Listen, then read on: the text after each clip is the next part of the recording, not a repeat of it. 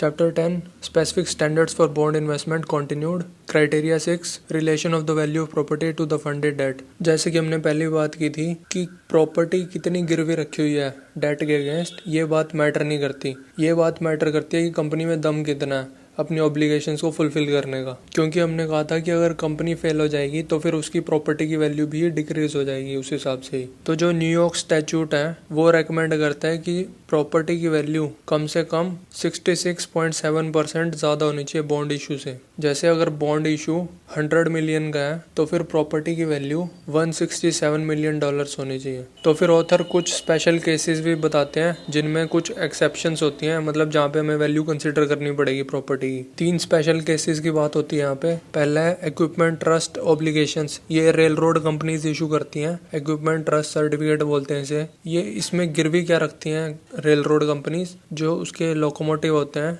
Engine और जो डब्बे होते हैं, फिर पैसेंजर वाले डब्बे और वो मालगाड़ी वाले डब्बे, ऐसी चीजें गिरवी रखती हैं और फिर डेट इशू करते हो। तो इसमें हम वैल्यू कंसीडर कर सकते हैं क्योंकि ये जो प्रॉपर्टी है ना गिरवी रखी हुई कंपनी ने, ये मूवेबल है और इसकी सेलेबल वैल्यू भी है क्योंकि कोई और रेलवे कंपनी भी इन एसेट्स को यूज कर सकती है। और अगर ये वाली कंपनी फेल हो जाए तो इन एसेट्स की वैल्यू पे कोई फर्क नहीं पड़ेगा, ये हम दूसरी कंपनी को बेच सकते हैं और वो कंपनी ने यूज कर सकती है। दूसरे पे आ जाओ। दूसरा है कोलैटरल ट्रस्ट बॉन्ड्स। इसमें क्या होता है, कंपनी ने डेट इशू किया हुआ है और गिरवी रखी हुई है अपनी सिक्योरिटीज जो कि उस कंपनी ने खरीदी हुई है। इन्वेस्टमेंट ट्रस्ट वही कंपनीज होती हैं जो दूसरी कंपनीज में पैसे इन्वेस्ट करती हैं। तो इसमें जो कंपनी का पोर्टफोलियो है उसकी मार्केट वैल्यू कितनी है ये हम देख सकते हैं। उसकी वैल्यू कंसिडर करके हम उसे लोन दे सकते हैं। फिर तीसरा है real estate bonds. Real estate bonds में मेन क्राइटेरिया यही होता है कि प्रॉपर्टी की वैल्यू कितनी है। जैसे कि कंपनीज लोन सिर्फ 60% ऑफ प्रॉपर्टी वैल्यू तक ही देंगी या फिर 66.7% ऑफ प्रॉपर्टी वैल्यू तक ही लोन देंगी, ऐसा कुछ होता है इनमें।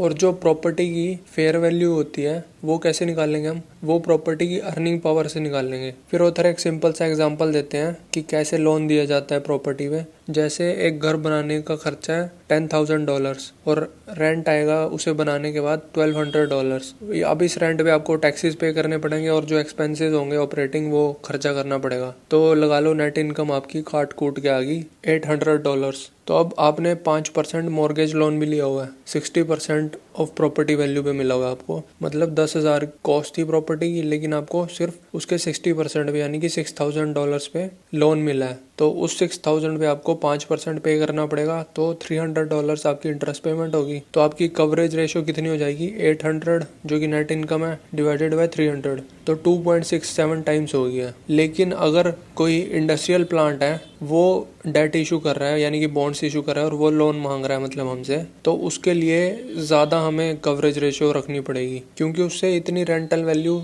नहीं ली जा सकती। फिर ऑथर इसी में रियल एस्टेट बॉन्ड में 7 चीज़ों में बात करते हैं। पहली चीज़ है प्रॉपर्टी वैल्यू और अर्निंग पावर आपस में क्लोजली रिलेटेड होते हैं। अगर प्रॉपर्टी की वैल्यू बढ़ेगी तो फिर रेंटल वैल्यू भी बढ़ जाएगी और अगर प्रॉपर्टी की वैल्यू कम होगी तो रेंटल वैल्यू को भी कम होना पड़ेगा क्योंकि अगर कम नहीं होगी तो फिर लोग घर खरीद लेंगे, किराए पे कौन रहेगा फिर। अब आ जाओ दूसरे पे। दूसरा है मिसलीडिंग कैरेक्टर ऑफ अप्रेजल्स। तो कई बार क्या होता है जब रियल एस्टेट का बूम आता है ना तो प्रॉपर्टीज के प्राइसेस बहुत बढ़ जाते हैं। तो फिर आपको जो उसकी वैल्यू कंसिडर कर रहे हो वो बूम वाली वैल्यू नहीं कंसिडर करनी। आपको ये देखना है कि एक एक्सपीरियंस्ड बायर या फिर एक एक्सपीरियंस्ड लेंडर कितना पे करेगा अगर वो प्रॉपर्टी खुद खरीदना चाहता है। या फिर आप खुद भी सोच सकते हैं कि आप वो प्रॉपर्टी इतने रुपए में खरीदोगे, या फिर अपने यार दोस्त रिश्तेदारों से पूछ सकते हो कि क्या आप इतने रुपए में ये प्रॉपर्टी खरीदोगे। अगर नहीं खरीदोगे तो फिर वो उसकी वैल्यू नहीं है। जैसे कि ऑथर एग्जांपल देते हैं, बूम टाइम्स में क्या होता है, बिल्डिंग बनाने का खर्चा है $1 मिलियन, लेकिन बनाते ही उसकी अप्रेज्ड वैल्यू हो जाएगी $1.5 मिलियन।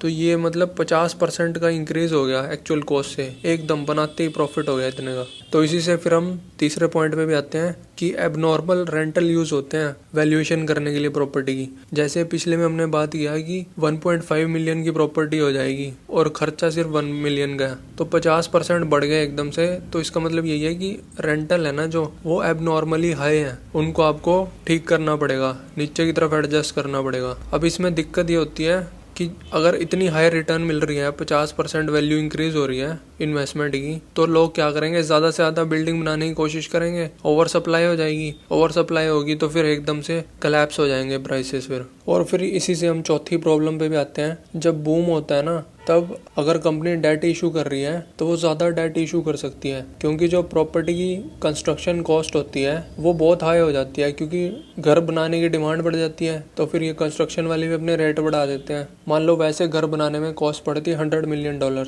लेकिन अब बूम है तो फिर $200 मिलियन है कॉस्ट मान लो। तो अगर आप सेफली अपने हिसाब से 2/3 पे भी लोन देंगे, यानी कि मतलब अगर आप 133 मिलियन का लोन देंगे, 200 प्रॉपर्टी की कॉस्ट है, लेकिन एक्चुअल में 100 होनी चाहिए, तो फिर आपका वो लोन सेफ नहीं है। वो इसलिए नहीं है क्योंकि जब ये जो पागलपन है ये ख़त्म होगा तब तो वैल्यू 100 पे आ जाएगी। आपने तो जो एक्चुअल वैल्यू है उससे भी बहुत ज़्यादा लोन दे दिया, जबकि आपको 66 तक की देना चाहिए था। अब आ जाओ 5th पॉइंट पे, वीकनेस ऑफ स्पेशलाइज्ड बिल्डिंग्स। तो इसमें क्या है, लोगों ने ये भी गलती की थी कि जो apartment house, store, office building होती हैं, इनको ना उनके साथ सेम उस पर कंसिडर कर रहे हैं कि इनमें और hotel, garage, club, hospital, church, factory, इनमें कोई फ़र्क नहीं है, जबकि इन दोनों सेगमेंट में बहुत फ़र्क है और इनको डिफरेंटली ट्रीट करना चाहिए हमें। इनको इतनी आसानी से डिस्पोज नहीं किया जा सकता और इनकी वैल्यू डिपेंड करती है कि जो कंपनी है जिसके पास वो था पहले से, वो सक्सेसफुल हुई है या अनसक्सेसफुल हुई है, इस बात पे डिपेंड करती है। जबकि जो अपार्टमेंट बिल्डिंग है, ऑफिस बिल्डिंग है, वो इन बातों पे डिपेंड नहीं करते,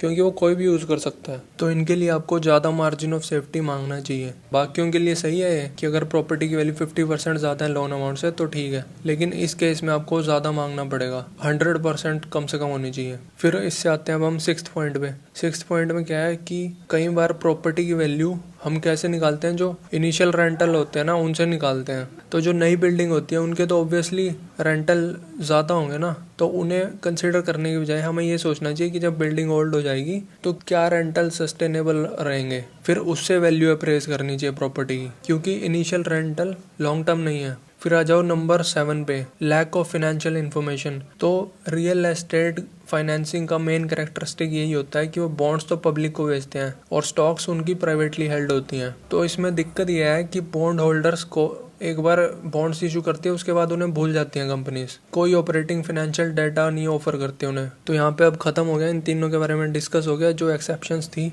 इसके बाद ऑथर अपनी खुद की सजेशंस देते हैं कुछ। तो ऑथर बोलते हैं जो आप लोन दे रहे हो वो 66.7% ऑफ प्रॉपर्टी वैल्यू से ज़्यादा कभी नहीं होना चाहिए, यानी कि प्रॉपर्टी वैल्यू की 2/3 मैक्सिमम होना चाहिए वो लोन। और जो आप प्रॉपर्टी वैल्यू निकालोगे वो उसमें कोई स्पेकुलेटिव इन्फ्लेशन नहीं होनी चाहिए, बूम वाली कंसिडरेशन नहीं होनी चाहिए। वो ऐसा होना चाहिए कि जो लॉन्ग टर्म से चलता है, सडनली इंक्रीज हो गया तो वो नहीं चलेगा यहाँ पे। या फिर आप ये देख सकते हो कि आप खुद कितना पे करेंगे उसे खरीदने के लिए, या कोई एक्सपीरियंस्ड बायर या लेंडर कितना पे करेगा उसे खरीदने के लिए। और प्रॉपर्टी की वैल्यू लोन अमाउंट से कम 50% ज़्यादा तो होनी चाहिए। और आपको इनकम अकाउंट भी देखना चाहिए इसमें, जिसमें आपको ये पता चले कि जब वैकेंसीज थी तब क्या लॉसेस हुए थे, या फिर रेंटल रेट डिक्लाइन होंगे तब क्या होगा जैसे जैसे बिल्डिंग पुरानी होगी। और जो इंटरेस्ट कवरेज रेशो है इसमें वो 2 होनी चाहिए। और इनकम इसमें डेप्रिसिएशन के बाद वाली होनी चाहिए। डेप्रिसिएशन ज़रूर कंसिडर करनी है क्योंकि प्रॉपर्टी डेप्रिशिएट होती है। ये कोई रीज़न नहीं है कि वो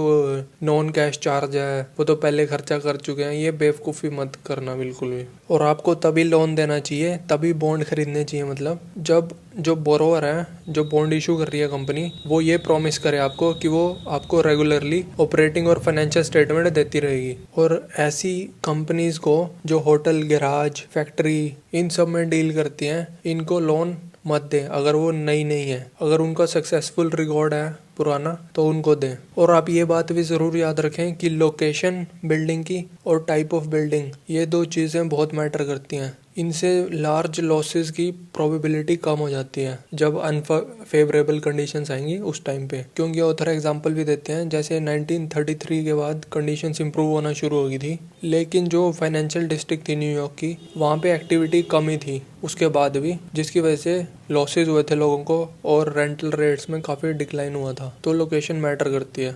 और फिर लास्ट में ऑथर एक और इंस्ट्रूमेंट की बात करते हैं, first lease hold mortgage bonds. इसमें क्या होता है, लैंड किसी और की होती है और उसके ऊपर हमने अपनी खुद की बिल्डिंग खड़ी की होती है, लेकिन हम जिनकी लैंड है उनको रेगुलर पेमेंट्स करते रहते हैं, मतलब किराए पे। हम बिल्डिंग हमने ही खड़ी करी है, लेकिन लैंड नहीं खरीदी थी हमने, वो किराए पे लीज पे ली हुई है, उस पे बिल्डिंग हमने अपनी खड़ी की हुई है। तो कहने के लिए तो ये फर्स्ट मॉर्गेज बॉन्ड होते हैं, मतलब जो बिल्डिंग जिस कंपनी ने खड़ी की है उसके लिए तो ये फर्स्ट मॉर्गेज ही है, लेकिन ये एक्चुअल में फर्स्ट मॉर्गेज नहीं है आपके लिए, क्योंकि फर्स्ट मॉर्गेज उस कंपनी के लिए भी वो ग्राउंड रेंट है जो कि उसे पे करना ही पड़ेगा। तो इंटरेस्ट कवरेज रेशियो निकालते वक्त इस सिचुएशन में आप ground rent plus interest expenses जो कंपनी को बॉन्ड इशू करके बिल्डिंग अगेंस्ट खर्चा पड़ रहा है, वो इन दोनों को ऐड करके फिर इंटरेस्ट कवरेज रेशियो निकाल लोगे।